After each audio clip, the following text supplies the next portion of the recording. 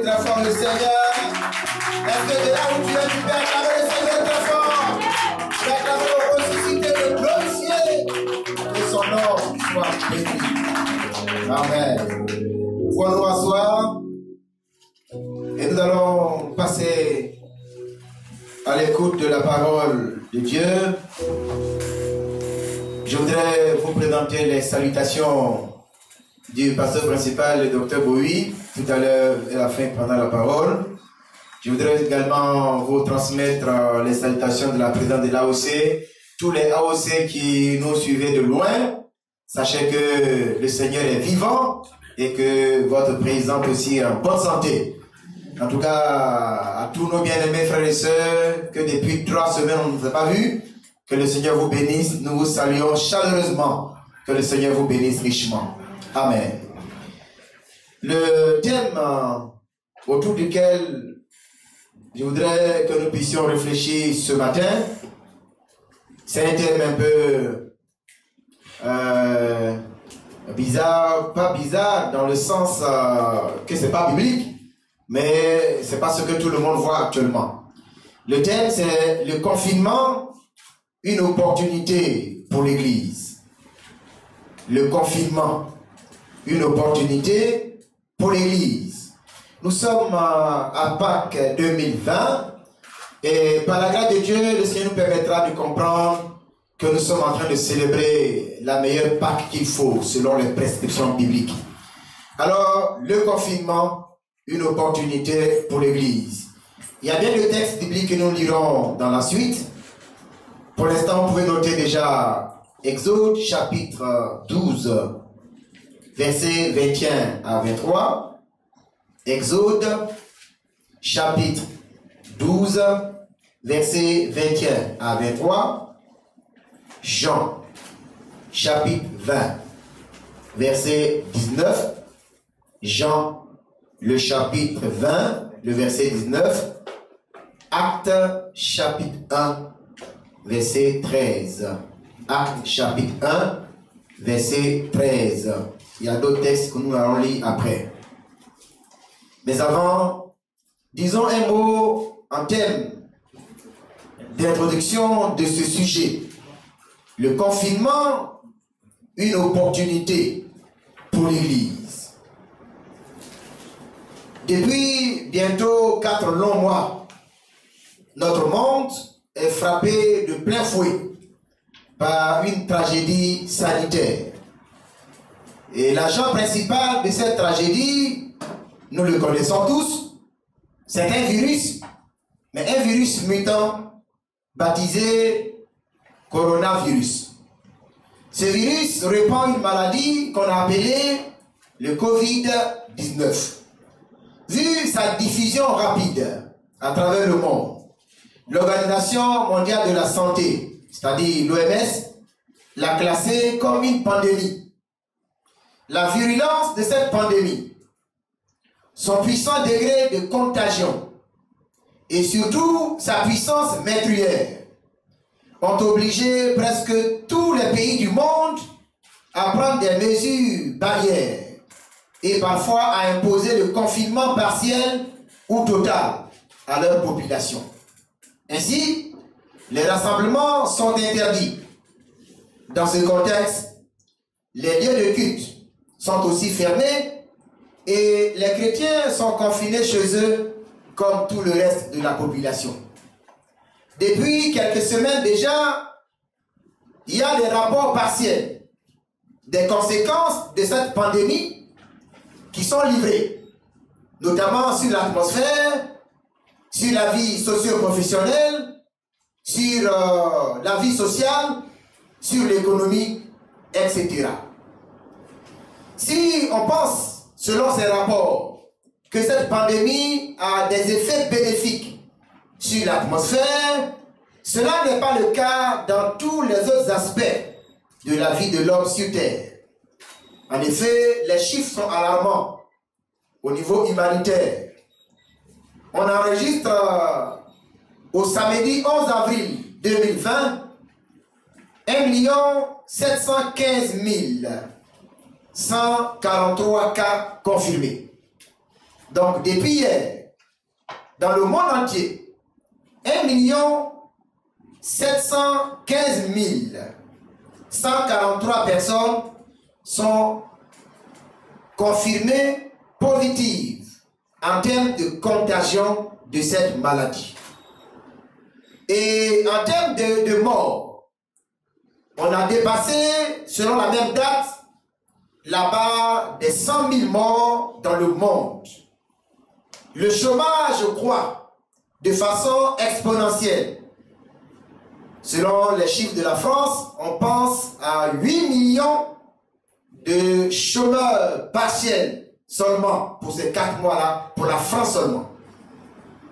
Et la croissance économique de tous les pays connaît une chute dramatique. Bref, les spécialistes prévoient que le monde va connaître une récession économique parce que tous les indicateurs sont au rouge. En ce qui nous concerne, en tant qu'Église, au niveau de la spiritualité et surtout au niveau du Christ, de l'Église de Jésus-Christ mort, ressuscité et glorifié, aucun bilan officiel n'est encore dressé. Mais pour les observateurs simples ou simplistes et populaires, on pense que l'Église est en train de passer par des moments difficiles. Beaucoup même pensent que c'est le pire pour l'Église parce que les activités de masse, les programmes de prière, les programmes d'évangélisation, les programmes de prière pour les malades, bref, tous ces programmes-là ont été mis sous les ténoirs. Et c'est vrai, au niveau financier, beaucoup d'assemblées, beaucoup d'églises locales connaissent des réalités parce que les offrandes ne se font plus comme par le passé. Et bientôt, les factures vont pleuvoir. Mais pour certains, surtout pour les adversaires de l'Église, ils ont vite fait de crier leur victoire. Parce que pour eux, c'est fini pour l'Église. Pour eux, c'est fini pour l'Église de Jésus-Christ. Et ils peuvent s'acclamer déjà, ils jubilent. Mais est-ce que cette situation que nous traversons est vraiment la mort de l'Église de Jésus-Christ, mort, ressuscité et glorifié? Est-ce que ceux qui prévoient l'hécatombe pour l'Église ont-ils raison? Bien-aimés, à la lumière de la parole de Dieu et à travers l'histoire du christianisme de façon générale, force est de reconnaître que le confinement, tout comme la mort et la mise au tombeau de Jésus, demeure la plus grande opportunité pour le christianisme de tous les âges. Je ne suis pas en train de dire que le confinement, ou bien de poser une question, si le confinement est une opportunité pour l'Église. Je suis en train de déclarer de façon claire et de façon péremptoire que le confinement a toujours été, à la lumière de la parole infaillible de Dieu et à la lumière de l'histoire de l'Église, que le confinement a toujours été une source de bénédiction, a toujours été une opportunité pour l'Église. Maintenant, dans quelle mesure le confinement est une opportunité pour l'Église? Pourquoi nous le disons? Quels sont les arguments bibliques et historiques qui l'attestent? Comment aujourd'hui la communauté chrétienne de notre génération peut-elle exploiter le confinement actuel comme une opportunité pour confirmer la thèse selon laquelle le confinement est une opportunité pour l'Église? Bien-aimés, c'est autour de cette problématique que nous nous engageons à résoudre ce matin, que va se tisser notre intervention avec l'assistance bénie du Saint-Esprit, car nous savons que c'est le Saint-Esprit qui inspire. C'est lui qui révèle les mystères cachés de la parole de Dieu et c'est lui qui nous enseigne. Ou, chers frères, chers sœurs, je bénis Dieu parce que ce que le Seigneur me permet de vous annoncer ce matin, c'est des choses que personnellement je ne savais pas, franchement. Mais le confinement a ouvert mes yeux sur cet élément. Quand hier, l'homme de Dieu a bien voulu que j'intervienne, bon, on était obligé d'aller travailler jusqu'à 2 h du matin, mais j'ai vu que c'est un sujet aussi vaste, aussi important pour l'Église, et il faut que nous tous, en tant qu'Église, nous comprenions que le confinement est une opportunité pour l'Église. Nous allons le démontrer tout à l'heure. Mais bien aimé, notre objectif principal ce matin, en abordant ce thème, dans ce contexte de célébration de la Pâque 2020, nous voulons premièrement que le peuple de Dieu comprenne que le concept de confinement, est une pratique régulière dans l'histoire du christianisme. Le confinement est une pratique régulière dans l'histoire du christianisme. Premier objectif, à capter. Deuxième objectif, nous voulons que le peuple de Dieu réalise que le confinement est un outil de Dieu qu'il utilise pour remettre son église d'aplomb. Le confinement, c'est un outil que Dieu utilise pour remettre son église d'aplomb. En d'autres termes, c'est un instrument de réveil spirituel de l'église. Deuxième objectif important. Troisième et dernier objectif, nous voulons, à la lumière de ces deux premiers objectifs, amener le peuple de Dieu que nous sommes à profiter de ce confinement actuel pour déclencher le réveil spirituel en vue de la grande moisson de cette fin des temps, avant le son de la dernière trompette qui va annoncer l'enlèvement de l'Église. Nous voulons que notre génération puisse profiter du confinement actuel pour déclencher le réveil spirituel en vue de la grande moisson. Quand il y a une grande moisson, une dernière grande moisson annoncée par la parole de Dieu avant le son de la dernière trompette qui va annoncer le retour de Jésus pour prendre l'église de la terre.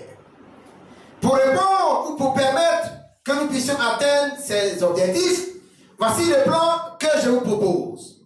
Premièrement, le confinement, une pratique régulière dans l'histoire du christianisme. Le confinement, une pratique régulière dans l'histoire du christianisme. Premier point important. Deuxième point, ce sont les réalités positives, sinon les retombées positives. Les retombées positives du confinement sur la vie du peuple de Dieu et sur l'Église. Deuxième point, les retombées positives du confinement sur la vie du peuple de Dieu et sur l'Église en général. Et puis, troisième et dernier point, comment valoriser de façon optimale le confinement actuel au profit de notre spiritualité personnelle en vue du réveil de l'Église. Comment valoriser de façon optimale le confinement actuel dans lequel nous sommes afin donc de valoriser ou de renforcer notre spiritualité personnelle en vue du réveil spirituel de l'Église. Bien aimés, voici quelques éléments sur lesquels nous allons échanger. D'abord, voyons quelques définitions utiles que j'appelle des préalables pour nous permettre de comprendre la chose de la même façon. Il y a deux termes importants sur lesquels je voudrais intervenir. Premièrement, c'est la notion du confinement. Et puis l'autre, c'est l'opportunité. Selon le dictionnaire Le Grand Robert, au sens étymologique, donc le premier sens du confinement, c'est un emprisonnement. Selon le Grand Robert, le confinement, au sens étymologique, est un emprisonnement. Mais au sens littéral, le confinement, c'est l'action de confiner. C'est l'action d'isoler. L'action de confiner, l'action d'isoler. En d'autres termes, on dira que le confinement, c'est l'isolement. L'isolement d'une personne ou d'une communauté ou d'une catégorie de personnes pour un temps. Au sens médical, le confinement, c'est l'interdiction de quitter la chambre. Au sens médical, le confinement, c'est l'interdiction de quitter la chambre. Vous voyez malade, le médecin le confine dans sa chambre jusqu'à ce qu'il soit guéri avant de sortir de sa chambre. Il est confiné. Toujours au sens médical, c'est forcer quelqu'un à rester dans un espace donné. C'est le vrai sens de ce que nous vivons actuellement. La raison pour laquelle nous sommes confinés, c'est une raison sanitaire, médicale. Donc, on nous force à rester à la maison parce que, en sortant, nous mettons notre vie en danger et nous mettons la vie des autres en danger. Donc, au sens médical, c'est forcer quelqu'un à rester dans un espace donné. C'est enfermer quelqu'un. Enfermer quelqu'un. Ou un groupe de personnes. Au sens religieux, pour terminer avec celui-là, au sens religieux, le confinement, c'est se retirer. Se retirer. C'est se mettre à part. Le confinement, au sens religieux, c'est se retirer, se mettre à part. C'est une séparation pour une raison spirituelle. Une séparation, mais momentanée, pour une raison spirituelle. Donc, je sais que vous commencez à le comprendre maintenant un peu. Alors, qu'est-ce qu'on appelle une opportunité? Deuxième notion importante de notre sujet. Une opportunité, c'est quoi? Pourquoi on dit que le confinement est une opportunité pour l'Église? Au sens étymologique. Selon toujours le grand Robert, l'opportunité, c'est la facilité. C'est l'aisance. La facilité, l'aisance. Ça, c'est le premier sens. Mais au sens littéral, l'opportunité, c'est le caractère de ce qui est opportun. Le caractère de ce qui est opportun. C'est une occasion favorable. Ou bien une circonstance favorable. Ça, c'est très important.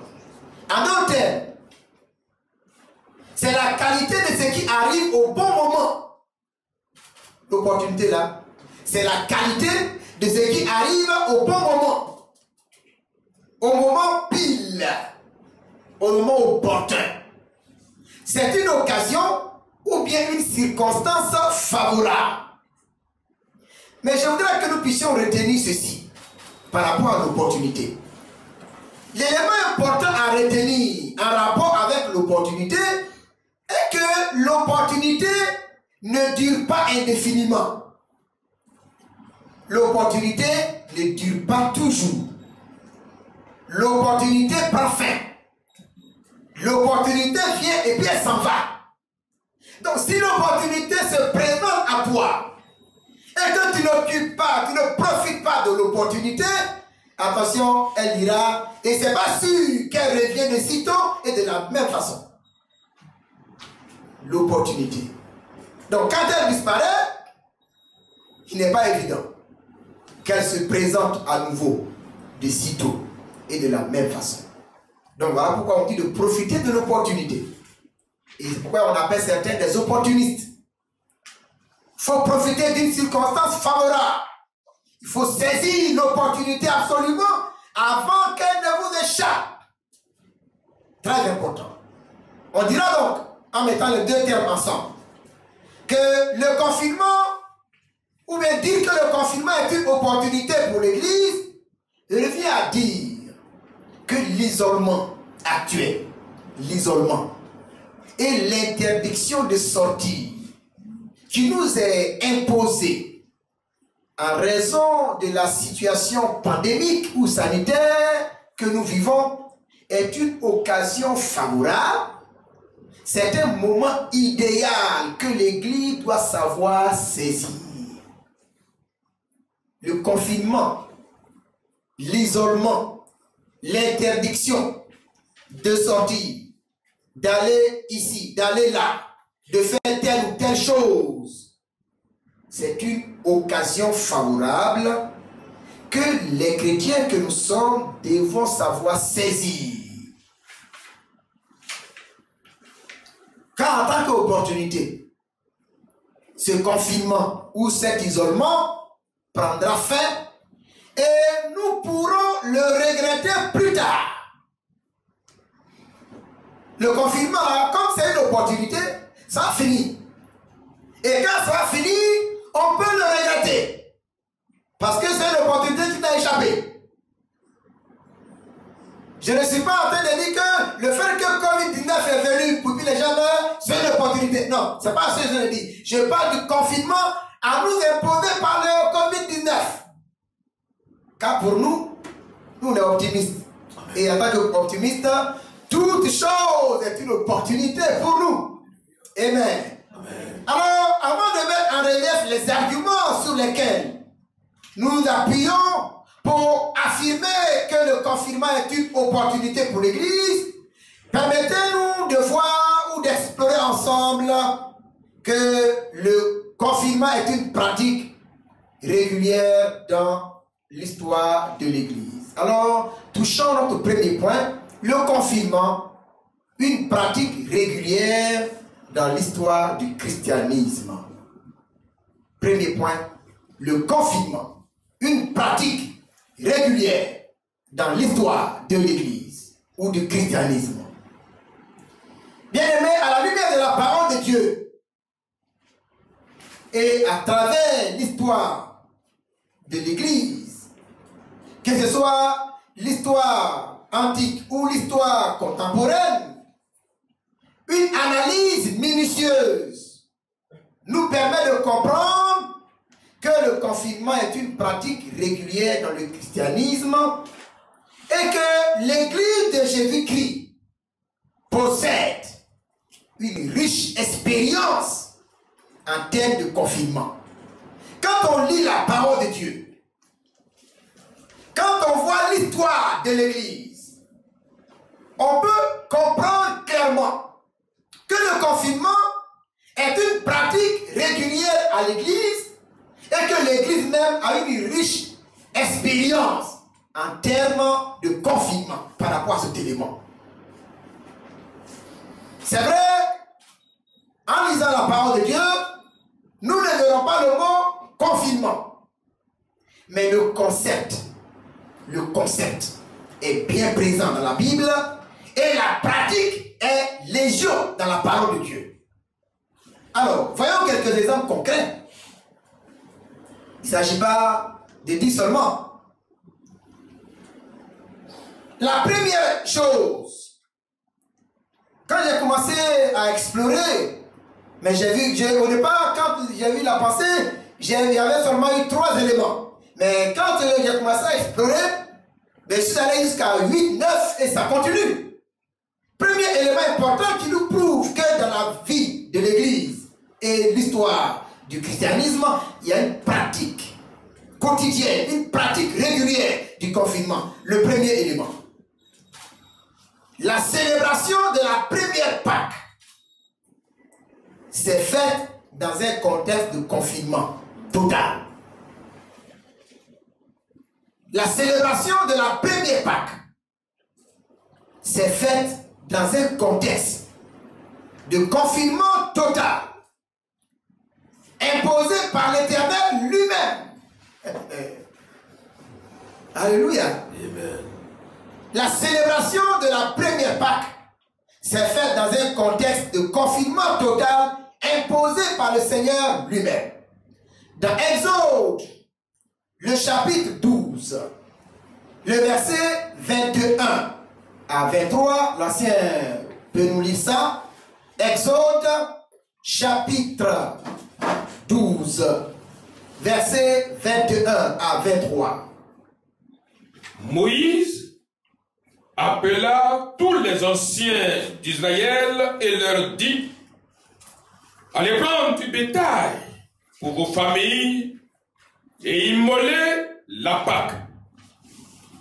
Vous prendrez ensuite un bouquet d'hysope, vous le tremperez dans le sang qui sera dans un bassin, et vous toucherez le linteau et les deux poteaux de la porte avec le sang qui sera dans le bassin. Nul de vous ne sortira de sa maison jusqu'au matin. Verset 23. Quand l'Éternel passera pour frapper l'Égypte et verra le sang sur le linteau et sur les deux poteaux, l'Éternel passera par-dessus la porte et il ne permettra pas aux destructeurs d'entrer dans vos maisons pour frapper. Amen. Amen. Donc, vous voyez, ici déjà, voilà la première pratique là. Dieu a imposé le confinement à son peuple. Pendant qu'il célèbre la Pâque, dans un contexte de crise, parce que Dieu a voulu faire sortir son peuple de l'Égypte, et Pharaon s'y opposait, alors Dieu décide de frapper tous les premiers-nés d'Égypte. Et Dieu dit à son peuple: toi, confine-toi, rentre dans ta chambre et restez-y jusqu'au matin. Première pratique. Après, on va prendre la conséquence demain. Donc, déjà, la Pâque que nous célébrons aujourd'hui, ou que nous commémorons, pour dire le vrai, c'est faite et c'est institué dans un contexte de confinement total. Donc, je pourrais dire même que, en tout cas pour nous autres qui sommes jeunes, c'est notre première Pâque au sens réel, original du terme et le contexte de célébration. C'est la première fois que nous célébrons vraie Pâques. Alléluia. Parce que même si on regarde au temps de Jésus également, lorsqu'il institua la Sainte Seine pour comme remplacer la Pâque ancienne, parce que pour nous, en tant que chrétiens, de la nouvelle alliance, notre Pâque c'est Christ. C'est pourquoi Paul dit aux Corinthiens, Christ notre Pâque a été immolé. Mais vous allez voir que la célébration de le dernier repas que Jésus a pris avec ses disciples, c'était dans un contexte de confinement aussi. Il allait se cacher dans la chambre avec ses disciples. Parce que normalement en Israël, la Pâque se célèbre en famille. En famille. Et alors que ici, il a pris ses disciples qui avaient des familles. Ils n'étaient pas en famille, mais ils se sont mis quelque part pour faire la fête. C'était dans un contexte de confinement aussi.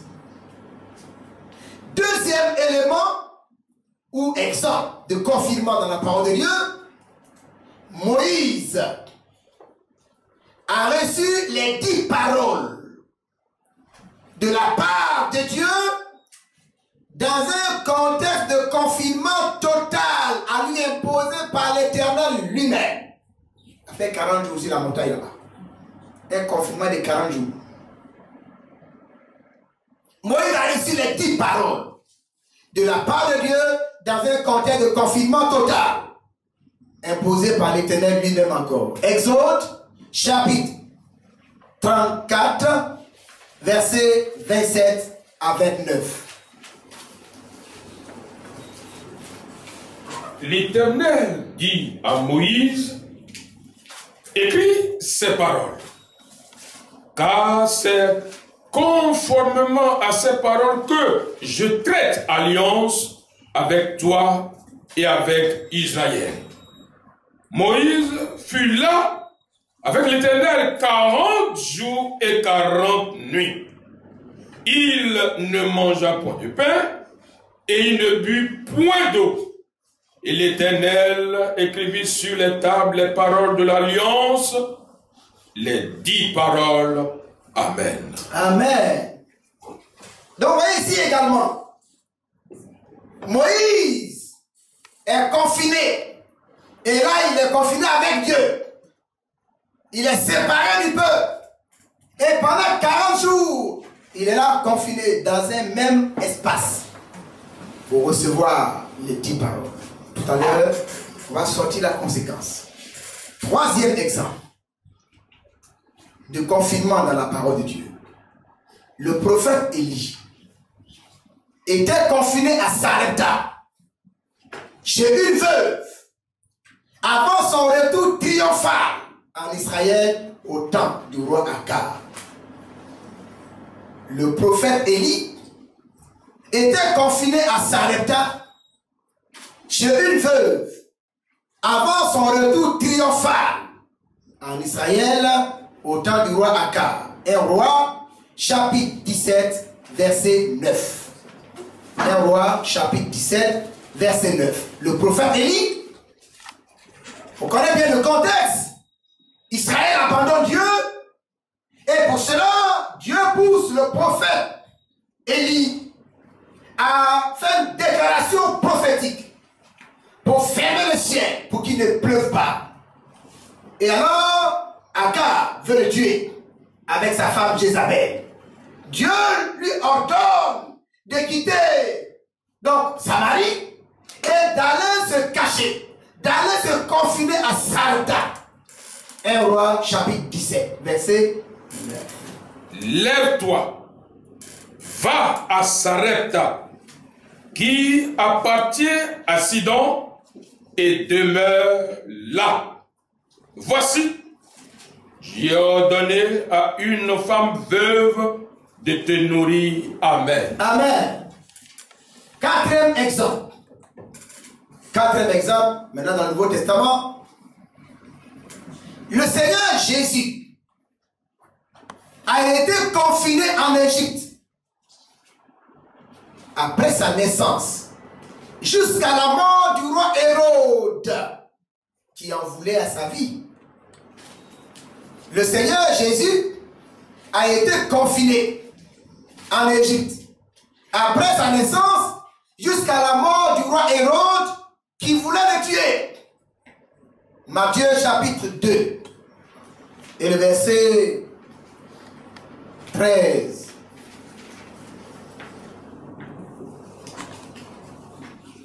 Lorsqu'il fut parti, voici, un ange du Seigneur apparut en songe à Joseph et dit, lève-toi, prends le petit enfant et sa mère, fuis en Égypte et reste-y jusqu'à ce que je te parle, car Hérode cherchera le petit enfant pour le faire périr.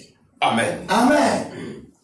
Là encore, c'est Dieu lui-même qui demande aux parents, on va dire, adoptifs ou géniteurs, de cette façon-là, de Marie et Joseph, d'aller en Égypte pour se cacher là-bas, pour se confiner là-bas, pour se soustraire de la vue du roi Hérode qui est prêt à en découdre avec la vie de Jésus.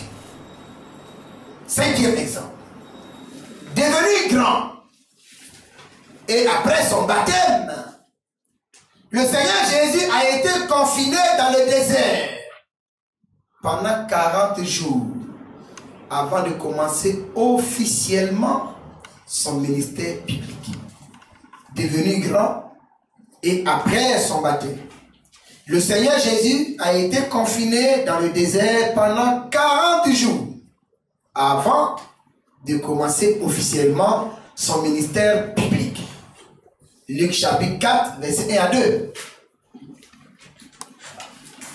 Jésus, rempli du Saint-Esprit, revint de Jourdain et fut conduit par l'Esprit dans le désert, où il fut tenté par le diable pendant 40 jours. Il ne mangea rien durant ces jours-là, et après qu'il fut écoulé, il eut faim. Amen. Amen. Merci beaucoup. Donc, vous voyez, le Seigneur Jésus même, avant de commencer son ministère terrestre, de façon publique, de façon officielle, il a été confiné dans le désert pendant 40 jours. Sixièmement, c'est dans le confinement que les disciples ont attendu la résurrection du Maître après sa crucifixion. C'est dans le confinement que les disciples ont attendu la résurrection du Maître Jésus après sa crucifixion et sa mise en terre. Dans Jean, le chapitre 20 et le verset 19, c'est clairement établi. Le soir de ce jour, qui était le premier de la semaine, les portes du lieu où se trouvaient les disciples étaient fermées à cause de la crainte qu'ils avaient des Juifs. Jésus vint, se présenta au milieu d'eux et leur dit: la paix soit avec vous. Amen. Amen. Donc vous voyez, quand Jésus a été crucifié, mis au tombeau, les disciples avaient peur. La crainte des Juifs, parce que si on a tué le Maître, mais vous autres, vous n'avez pas la vie tranquille. Alors ils sont allés se cacher. Ils sont allés se confiner.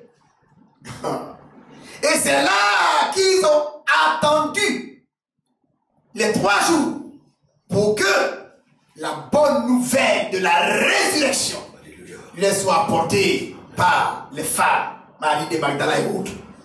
Bien aimés, vous comprenez clairement déjà que le confinement est une pratique.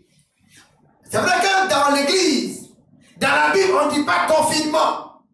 Mais en réalité, la façon de faire, c'est le confinement.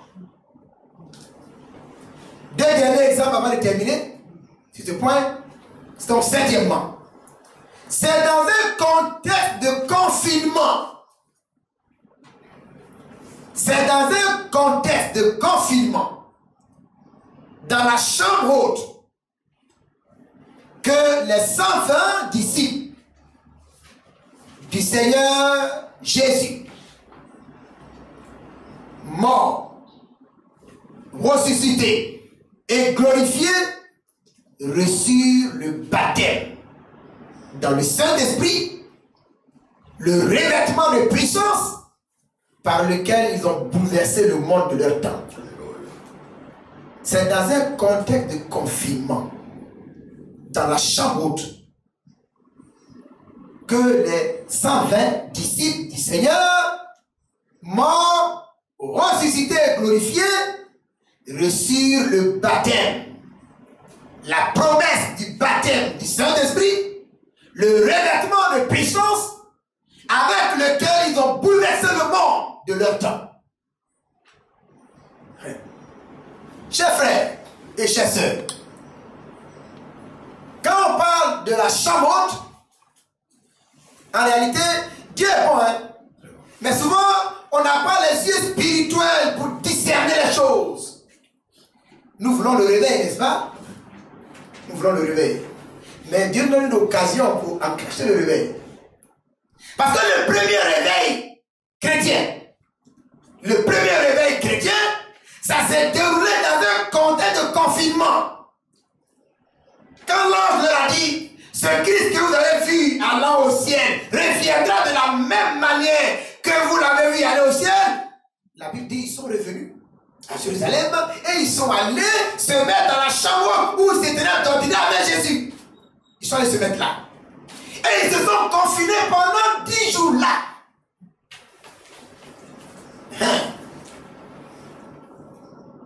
Donc Dieu a encouragé AOC. De par le monde ou de par l'étendue nationale de notre pays, votre thème, c'est le retour à la chambre haute. Mais Dieu même crée la condition pour que vous retourniez à la chambre haute. Parce que, en réalité, la chambre haute se fait dans un contexte de crise.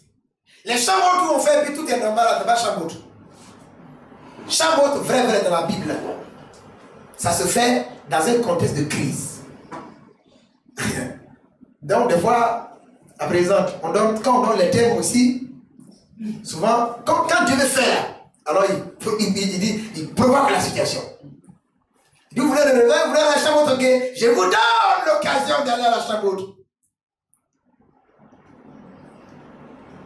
Les premiers chrétiens, pour réaliser la promesse du baptême du Saint-Esprit, le revêtement de puissance, il était dans un contexte de confinement. On va y revenir tout à l'heure quand nous parlerons des retombées.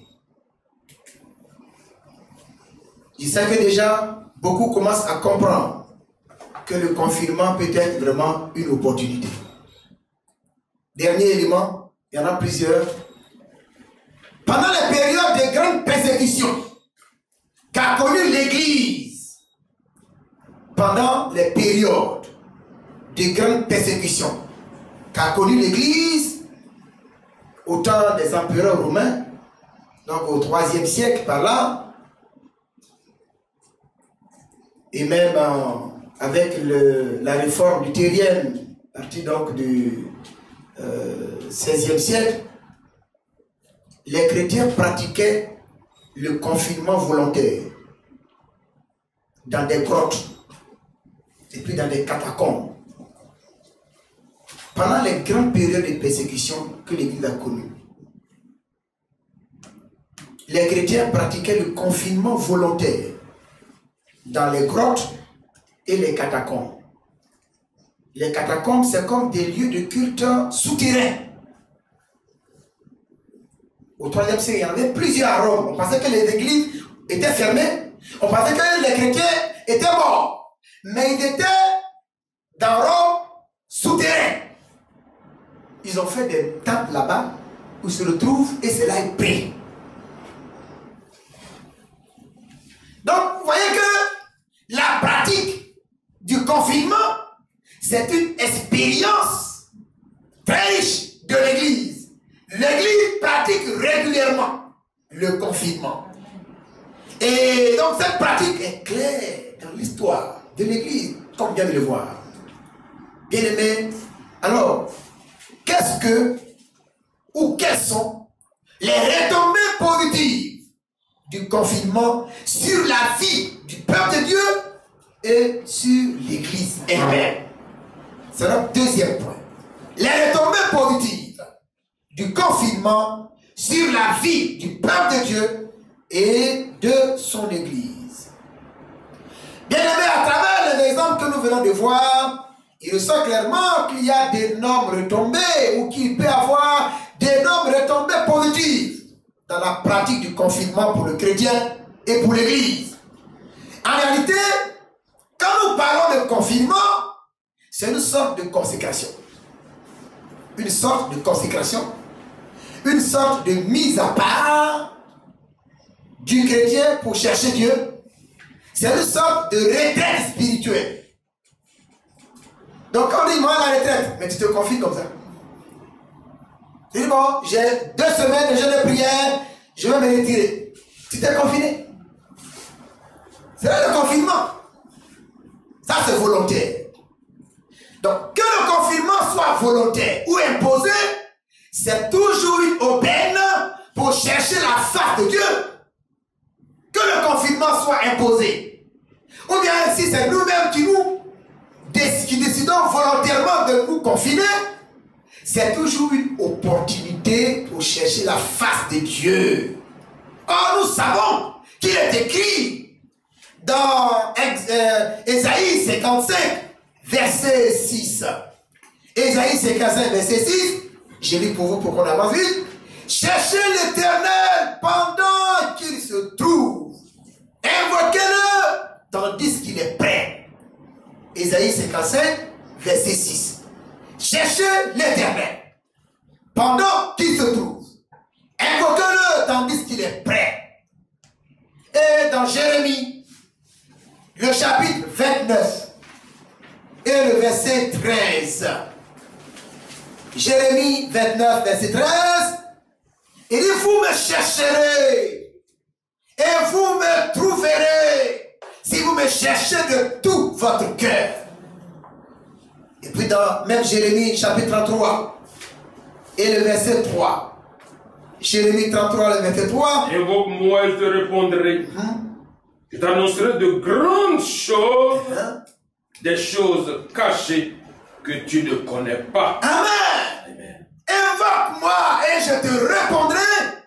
Et la bonne nouvelle qui est à l'intérieur, je t'annoncerai des grandes choses, des choses cachées que tu ne connais pas. Chers frères, si le confinement est une aubaine, est une opportunité pour chercher la face de Dieu, nous pouvons comprendre clairement qu'il y a des retombées, car quiconque cherche la face de Dieu, Dieu se laisse trouver. Et quand Dieu se laisse trouver, il y a bien de bénédictions extraordinaires. La première retombée positive, je cite Père Bell, la première retombée positive, le confinement est une source de protection. Le confinement, c'est une source de protection divine contre les fléaux que Dieu envoie comme châtiment contre le monde impie. Le confinement, c'est une source de protection. Une source de protection divine contre les fléaux que Dieu envoie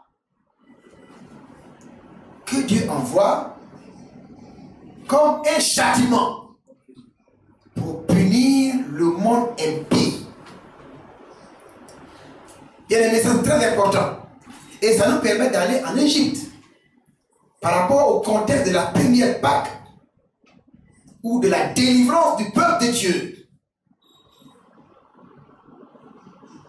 Il y a eu 10 plaies, n'est-ce pas? Oui. Et c'est Dieu qui a décidé de frapper l'Égypte en raison de l'endurcissement caractérisé de Pharaon et de son peuple. Car en réalité, ces 10 plaies-là sont orientées non pas contre le peuple simplement, mais contre les divinités égyptiennes sur lesquelles Pharaon s'est pris pour être insolent vis-à-vis de Dieu. C'est les divinités qui ont été frappées. Car chaque plaie frappait sa divinité, une divinité, et les gens qui sont avec. Mais vous allez voir que parmi ces 10 plaies, il y a 3 seulement que les Israélites ou les Hébreux ont subi comme les Égyptiens. Les 3 premières plaies. Dans l'étude que nous sommes en train de faire par rapport aux caractéristiques de la fin des temps, je reviendrai sur cet élément après. Mais sur les 10 plaies, les enfants d'Israël ont connu ou ont été frappés par les 3 premières plaies.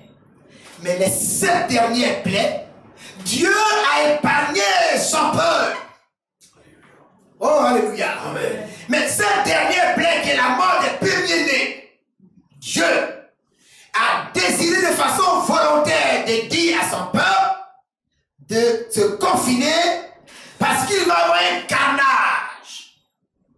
Et donc le peuple s'est confiné et l'ange exterminateur est passé et est passé outre leur maison, puisqu'il y avait le sang de l'agneau sur les poteaux et le linteau de la porte. C'est pourquoi on parle de Pâques, de Pessah en hébreu.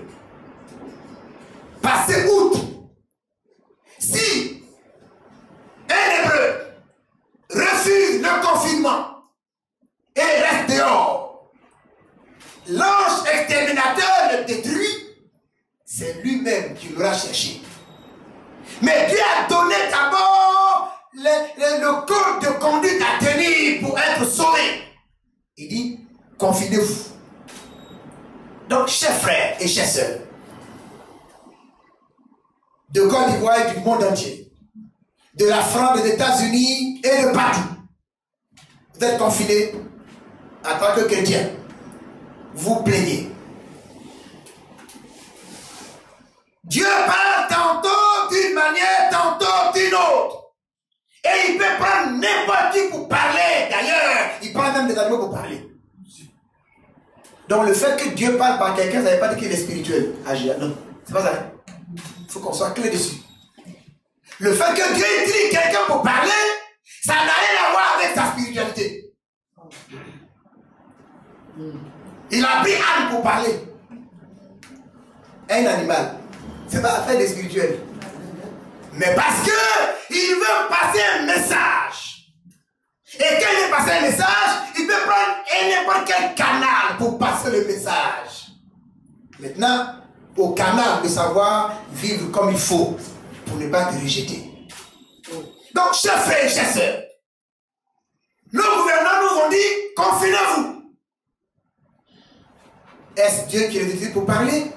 Mais de toute façon, nous savons que le confinement est une opportunité et que le confinement est un moyen de protection, un moyen de préservation, un moyen de mettre à part le peuple de Dieu pour ne pas qu'il soit frappé en même temps que les impies.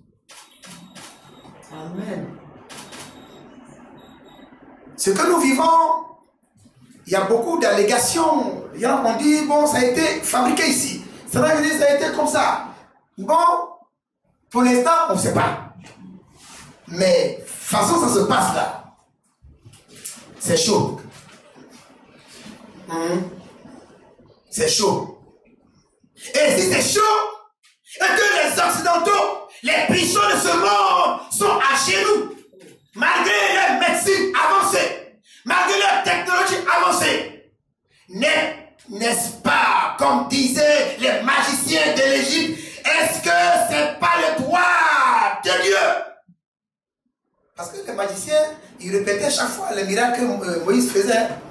Mais quand ils n'ont pas pu essayer de faire l'autre miracle, ils vont pas dire Pharaon, ça là, c'est pas Moïse seulement qui fait, c'est Dieu qui est en train de faire. Si on voit que des titans sont tombés, et continuent de tomber, réfléchissons bien. Confine-toi parce que on dit de te confiner. Ça fait partie aussi de la soumission, de l'obéissance aux autorités. Et par là, Dieu peut te sauver aussi. Amen. Amen. Nous sommes Pâques. Première Pâques, délivrance. Et Dieu veut nous délivrer de la mort. Il veut nous délivrer de la mort. Il veut nous délivrer des fléaux. Car Dieu dit, il va établir une différence entre ceux qui le servent et ceux qui ne le servent pas. Deuxième retombée positive. Le confinement est une atmosphère de réception. Le confinement est une atmosphère de réception d'excellentes révélations divines et de conclusion d'alliance avec Dieu. Je reprends. Deuxième retombée.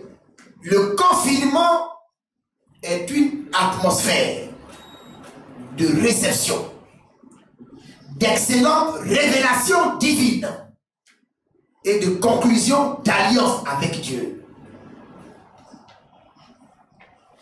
Dans le confinement, tout est fait, tout est prêt pour que nous recevions d'excellentes révélations de la part de Dieu. Pour que nous rentrions dans une alliance nouvelle avec Dieu. L'exemple de Moïse avec le peuple d'Israël, on le voit bien dans le texte qu'on a lu dans Exode 34. Moïse, c'est dans un contexte de confinement qu'il a reçu les 10 paroles, le décalogue, qui est en réalité la loi de Dieu pour son peuple. On va dire, c'est le début de la révélation écrite. C'est très important. Ce qui s'est passé là à Sinaï, là, c'est très très important. Or, c'est dans un contexte de confinement que Moïse reçoit ces 10 paroles qui en réalité sont le résumé de toute la Bible. Vous prendrez les 10 paroles, chaque parole est le développement. Chaque parole est un grand développement qui a constitué l'ensemble de la Bible. Or, c'est dans un contexte de confinement que Moïse a reçu cette révélation excellente. La volonté parfaite de Dieu. La révélation écrite de Dieu. Et alors, Dieu dit, il va faire la conclusion d'une alliance avec son père. Là, à Sinaï, dans un contexte de confinement. Veux-tu avoir des révélations excellentes? Et voici l'opportunité.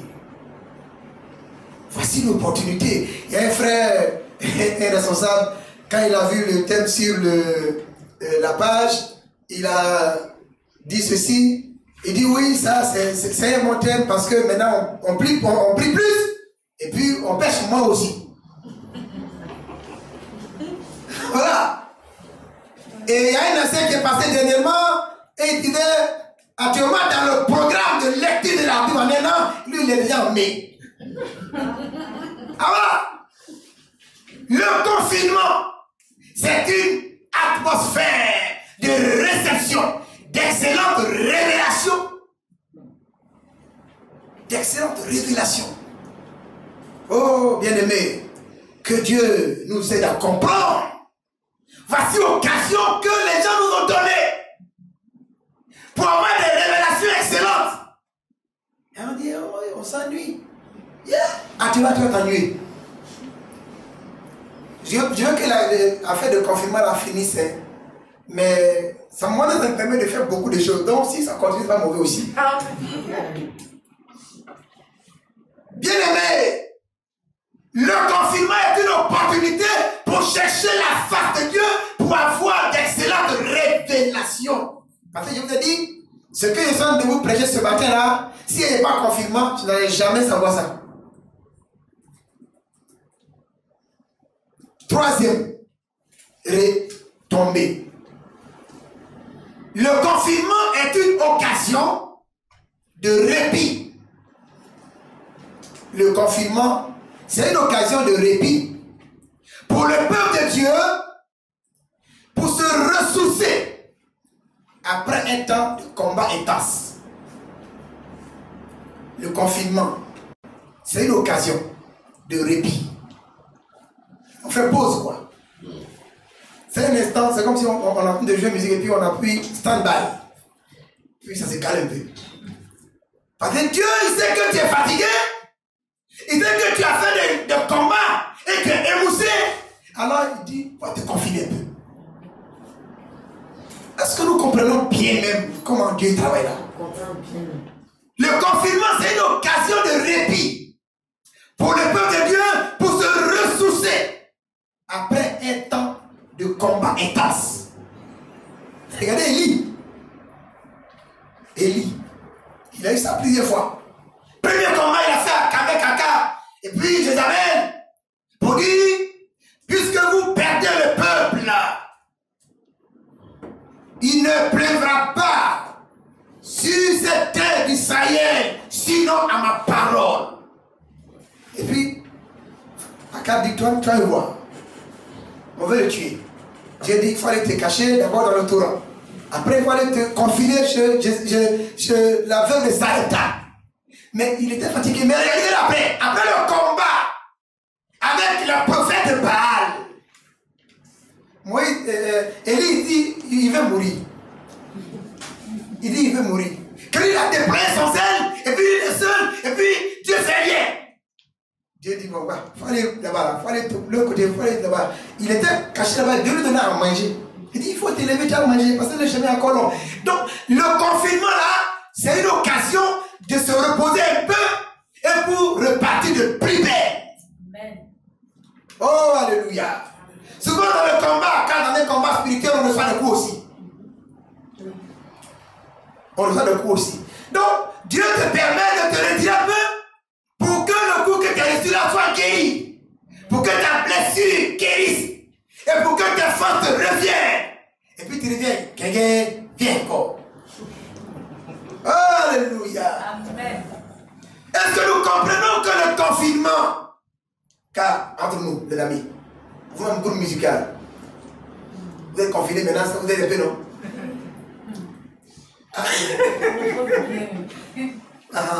Vous êtes en train de vous refaire. Dieu permet toutes ces choses pour permettre à son église de se refaire, d'être d'aplomb. Et puis revenir avec plus de force. Donc il faut que le monde fasse attention. Après le confinement là, ils vont voir. Oui, après le confinement, ouais, ça fait longtemps on prie pour le réveil. Je vais y arriver tout à l'heure. Mais après le confinement là, vous allez voir. Enfin, si on utilise ça bien. Quatrième. On va aller vite pour terminer parce que là, on a trop duré. Le confinement est une période, quatrièmement, le confinement est une période de préparation morale et spirituelle. Le confinement, c'est une période de préparation morale et spirituelle avant le début officiel des ministères ou des mandats publics. Le confinement, c'est une période de préparation morale et spirituelle avant le début officiel des ministères ou des mandats publics. Regardez le cas de Jésus. Regardez le cas de Jésus. Baptisé. C'est pas lui-même qui est parti au désert là. Le Saint-Esprit l'a poussé selon ce que Luc dit. Et puis, selon Marc, le Saint-Esprit l'a amené. Non, c'est Marc qui dit pousser. Parce que Marc dit c'est un serviteur. Donc un serviteur, on le pousse. Allez, voilà. Mais Luc, comme il dit Jésus, c'est un homme. On l'a amené, on a pris sa main pour l'accompagner là-bas. Conduit. Parce qu'il ne connaît pas le chemin. Mais Matthieu dit, comme il dit c'est un Dieu, donc on dit il a été comme transporté, escorté vers le désert. Donc c'est lui qui a décidé ça de façon souveraine. Tu as un ministère public accompli, tu as un mandat public important accompli, Dieu t'impose le confinement pour te préparer moralement et spirituellement avant de te montrer au grand jour. Oh, alléluia. Voyez-vous, quand Jésus est sorti, car cette tentation-là en réalité, c'est un test de moralité. Un test de moralité. La tentation de Jésus dans le désert avec le diable. On n'a pas le temps de voir tout ça aujourd'hui, mais c'est un test de moralité. On voit chaque épreuve, ça touche moralité. Donc Jésus est sorti vainqueur. Alors les uns sont venus l'adorer. Maintenant, quand il est sorti de là, vous allez voir la différence. Au départ, dans Luc chapitre 4, verset 1, on dit Jésus rempli du Saint-Esprit.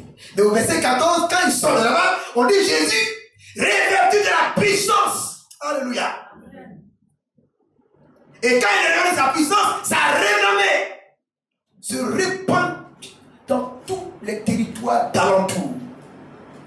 renommée. Dieu veut qu'on soit renommé. Dieu veut donner la réputation, mais la réputation, la renommée passe par le confinement.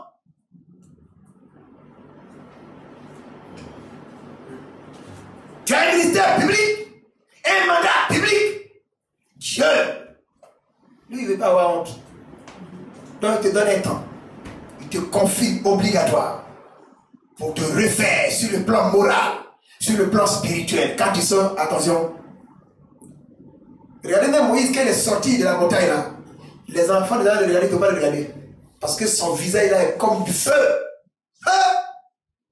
Alléluia. Donc, vous voyez, les gens, ils nous donnent des possibilités comme ça, pour qu'on soit... Hein? Et puis, on est... Bon, d'accord. 6e. Bon, on va terminer par là, hein, parce que là, c'est parti. Le confinement, c'est le prélude. Le prélude. Le confinement est le prélude et le levier du réveil spirituel de l'Église. Le confinement, c'est le prélude et le levier du réveil spirituel de l'Église. Je veux dire, pour qu'il y ait un réveil, d'abord, il faut que ceux qui veulent le réveil là, ils se confinent. Et quand ils se confinent, alors ça déclenche le réveil. Parce qu'on a vu ici, avec les 120, ils se sont confinés dans la chambre pendant 10 jours. Et pendant 10 jours là, ils ne sont pas là pour s'amuser. Hein? Pendant 10 jours là, ce n'était pas amusement. Pendant 10 jours, ils ont réglé beaucoup de réalités entre eux-mêmes d'abord. Parce que vous voulez le réveil, là vous avez des problèmes. Quel va venir? Oui, d'abord, on dit que Judas est parti. Ils ont maintenant réglé le problème. Judas est parti, on fait comment? Le Seigneur dit que nous sommes 12 disciples, apôtres. Mais Judas est parti, donc il faut le remplacer. Donc ils ont fait vote. Et puis, ils ont pris Matthias. Ça fait un, c'est réglé.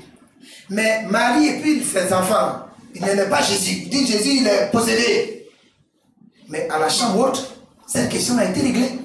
Quand vous allez voir, Luc précise bien, il cite les apôtres, les disciples, et puis il cite les femmes, et puis il dit, et Marie, mère de Jésus. Mais Marie, sa femme aussi, pourquoi il dit son nom? Mais c'est pour mettre l'emphase sur le fait que maintenant, là, elle s'est réconciliée. Elle a compris que Jésus, là, c'est pas n'importe quel enfant. Donc, cette question a été réglée. Il y avait une autre question qui était réglée, c'est la question des enfants, des filles de Zébédée, qui voulaient s'asseoir un à la gauche de Jésus, et puis l'autre à la droite. Donc, ils voulaient prendre la bonne place. Mais cette question a été réglée, on dit, mon ami, c'est pas comme ça se passe. Donc, pendant 10 jours là, ils n'ont pas chômé.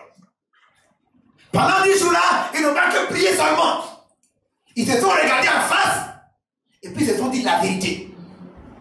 Et puis maintenant, quand ils ont fini, 10e jour, paf, le Saint-Esprit est descendu. Et puis le réveil a déclenché. Donc le confinement là, actuellement peut-être dans ton foyer, ça ne va pas. Mais tu es confiné. Forcé, tu vas avoir ta femme. Tu vas avoir ton mari forcé. À partir de 21h, tu peux sortir à la maison. À moins que tu dormes au bureau. En France, actuellement, on dit les conflits conjugaux se sont multipliés par 30%. Parce que les gens n'avaient pas l'habitude de se retrouver à la maison. Mais maintenant, ils sont obligés. Confinement. Donc, le confinement envoie le réveil. Quand l'Église accepte de se retirer, quand le peuple de Dieu peut prendre des moments de retraite, des moments de jeûne de prière, alors le réveil vient. Mais tout ça, c'est confinement. Alors que le Seigneur nous bénit, chers frères et chers sœurs. Il y en a beaucoup d'autres choses qu'on peut dire. Vous verrez que même l'apôtre Paul, toutes ces grandes écritures, toutes ces grandes rédactions épistolaires, donc pour parler de ces épîtres, c'est en étant en prison. Isolé, confiné. Ah. Les épîtres qu'il a écrites qui sont les plus profonds, il les a écrites en étant en prison. C'est pourquoi il dit je suis en prison, mais la parole de Dieu n'est pas liée. Oh, alléluia. Et tous les grands écrivains du monde, pour aller dans le monde, ceux qui ont écrit beaucoup, ils étaient en prison, ils ont écrit. Donc, tu vois, actuellement, c'est une opportunité pour écrire ce que tu veux écrire. Si tu es chanteur, par exemple, que tu veux composer des chants, mais voilà l'opportunité. Vous allez voir, après la crise, les chanteurs du monde, ils vont faire sortir des choses extraordinaires. Ils ont le temps. Ceux qui font comédie là, vous allez voir ici. Quand vous allez faire Bonjour 2021, vous allez voir ce qu'ils vont vous faire sortir. Parce qu'actuellement, ils ont une bonne matière première. Donc, chers frères et chers sœurs, je vais dire simplement que le confinement est une bénédiction. Si nous voulons que l'Église soit ce qu'elle doit être. On ne pourra pas voir le troisième point parce que le temps est parti, mais je voudrais que nous puissions comprendre déjà que le confinement dans lequel nous sommes, alors que nous sommes à la fin des temps, et que l'Église est émoussée, parce qu'il faut le dire clairement, aujourd'hui, l'Église n'a pas une puissance de frappe. Dieu le sait. Dieu le sait. Est-ce que c'est pas pour cela qu'il favorise? Il dit, vous venez toujours à l'église là. Vous venez toujours à l'église. Ça devient comme amusement maintenant. Actuellement, les gens courent, ils veulent venir à l'église. C'est bien. Ils sont là-bas. Un peu. Ça va aller. Quand on va ouvrir là, ceux qui ont minimisé la parole, on dit, ah, parce que il pêche trop long. Mais on n'est pas très bien. On dit qu'il a dit trop. Ils vont dire, ah, attends, il va le faire quitte. Ils ne trouvent pas. Donc, quand ça va finir là, et puis on va dire à l'église, hein, premier dimanche, attention. Ouais, souvent, c'est comme, c'est peu valable dans le couple. Hein. Quand dans le couple, on se voit tous les jours, l'amour n'est pas trop puissant. Mais quand il y a des séparations un peu, que l'autre soit un peu, il ne fait pas faire 2 semaines quelque part, il revient, oh, ça c'est, là, l'amour là, ça fait longtemps, hey, alors chérie, alors que toi, ils sont pas là. Dans le principe de faire durer un couple, les séparations, c'est important, c'est partie. Vous mettre à part, un peu. Et puis quand vous vous retrouvez là, c'est comme ça maintenant vous voyez. Mais quand vous êtes tous dans la même maison rouge, couleur rouge, tous les jours, pendant 40 ans d'être là, dans la maison rouge là. Ça là, tu veux t'échapper même. Donc, un mari peut se confiner. Une femme peut se confiner. Mais quand elle revient, elle devient coucou, tu m'as manqué. Donc maintenant, l'église, ça manque aux gens. C'est bon. C'est les gens prenaient ça pour faire amusement. Voilà ça maintenant. Ça fait 3 dimanches, 4 dimanches, on ne prend pas. Premier jour, on dit c'est scène. C'est scène. Là, ils vont voir que c'est scène là, c'est bon, on ne prend pas ça n'importe où. Ah. Que le Seigneur nous bénisse et la nous sauver.